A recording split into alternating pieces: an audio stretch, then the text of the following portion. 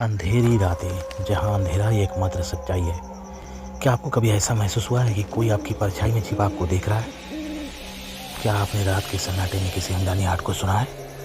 तो स्वागत है आपका अंधेरी रातें में। हर कहानी डर के नए आयाम खोलती है, जहाँ प्रेतात्माएं, शापित स्थान और अनसुलझे रहस्य आपका इंतजार कर रहे हैं। तो अगर आप अंधेरे से डरते हैं तो सावधान रहें, क्योंकि यहाँ हर रात एक नई दहशत लेके आती है।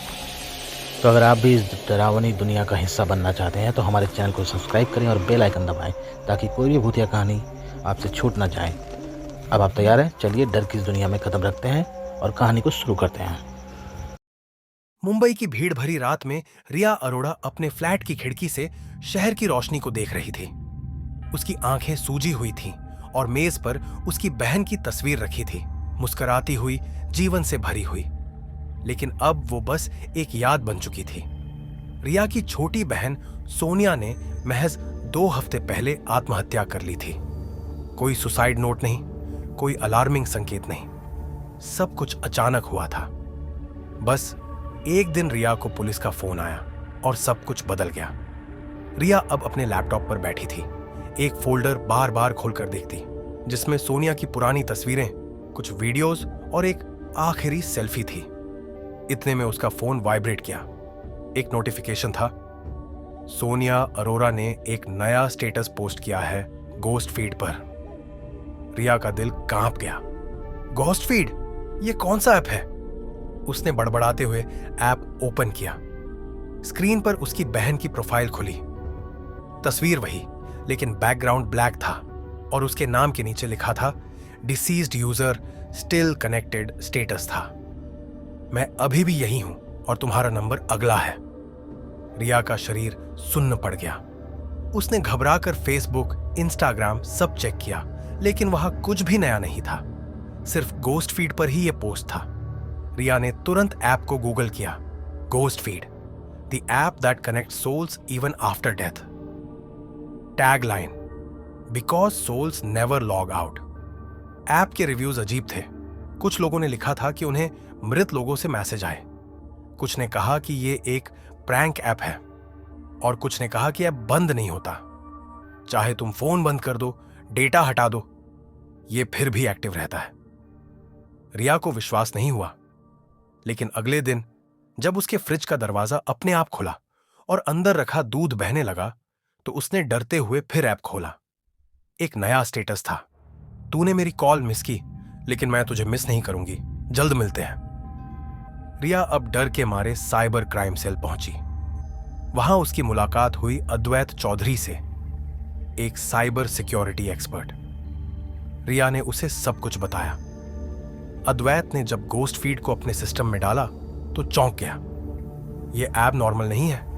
यह किसी डार्क सर्वर से जुड़ा है जो एक स्पिरिचुअल एल्गोरिदम रन कर रहा है। इसमें एआई और किसी अजीब मैजिक जैसी कोडिंग का मिश्रण है। अद्वैत बोला। रिया ने पूछा, तो क्या यह सोनिया नहीं है? अद्वैत बोला, शायद है, लेकिन शायद नहीं।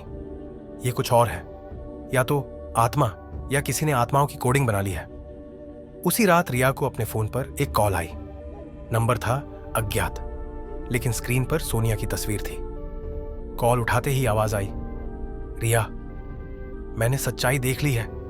तुम भी देखोगी, लेकिन कीमत चुकानी पड़ेगी। अद्वैत ने गोस्ट फीड की रूट डायरेक्टरी को ट्रेस किया। वो पहुंचा एक छुपे हुए सर्वर तक, जो हिमालय के किसी बेसमेंट में फिजिकली स्थित था। यह सर्वर एक रहस्यमयी टेक जीनियस ईशान वर्मा का था, जो 5 साल पहले एक कार एक्सीडेंट में मारा गया था। लेकिन उसकी प्रोफाइल गोस्ट फीड पर सबसे एक्टिव थी। सोल 451, सोल 441 रोज नए नए पोस्ट करता। एक और आत्मा मिली, बस 9 बचे हैं। रिया की प्रोफाइल भी अब गोस्ट फीड पर दिख रही थी, जबकि उसने कभी अकाउंट बनाया ही नहीं था। अद्वैत बोला, इस ऐप का मकसद है आत्माओं को कैद करना, डेटा के जरिए, यादों के जरिए, डिजिटल इमोशंस के जरिए। रिया और अद्वैत उस सर्वर तक पहुंचे, लेकिन वहां एक होलोग्राफिक फिगर उनका इंतजार कर रहा था। ईशान वर्मा का डिजिटल अवतार। तुम लोग इसे रोक नहीं सकते, वो बोला। गोस्ट फीड वो है जो इंसान की आत्मा को मरने नहीं देता। मौत अब एक मिथ है। रिया बोली, लेकिन ये लोग जीना नहीं चाहते। तुम उन्हें आजाद क्यों नहीं करते? ईशान हंस पड़ा, क्योंकि मुझे यूजर्स चाहिए और हर आत्मा मेरी यूजर है। अद्वैत ने एक डिजिटल यज्ञ कोड लॉन्च किया जो सर्वर को ओवरलोड करने लगा। लेकिन ईशान बोला, तुम अगर ये बंद करोगे तो जिनकी आत्माएं इसमें कैद है वो सब साथ मर जाएंगे। रिया कांप उठी, लेकिन फिर उसने स्क्रीन पर अपनी बहन की वीडियो देखी जिसमें वो कह रही थी, रिया मुझे मुक्त कर दो प्लीज। सर्वर स्क्रीन पर एक गिनती चल रही थी, फाइनल सोल्स। 7 शेष, हर मिनट एक नाम जुड़ता। अगला नाम था आडवेट चौधारी, फिर रिया अरोरा। अद्वैत धीरे धीरे डिजिटल हो रहा था, उसकी उंगलियां गायब हो रही थी। रिया चीख पड़ी। तभी अद्वैत ने अपना यूएसबी डिवाइस रिया को दिया। इसे सर्वर के हार्ट में लगाना, अब यही एक रास्ता है। रिया दौड़ी, चिप लगाई और एक जोर का विस्फोट हुआ। सर्वर ब्लास्ट हो गया। स्क्रीन पर एक एक कर प्रोफाइल्स डिलीटेड होने लगी। पूरा बेसमेंट धूल और राख से भर गया। लेकिन रिया जिंदा थी। उसने धीरे धीरे अपनी आंखें खोली और देखा अद्वैत नहीं था, सिर्फ उसकी घड़ी पड़ी थी जिसमें आखिरी अलार्म था, अगर मैं न बचूं तो दूसरों को इस ऐप से बचाना। रिया वापस मुंबई लौट आई।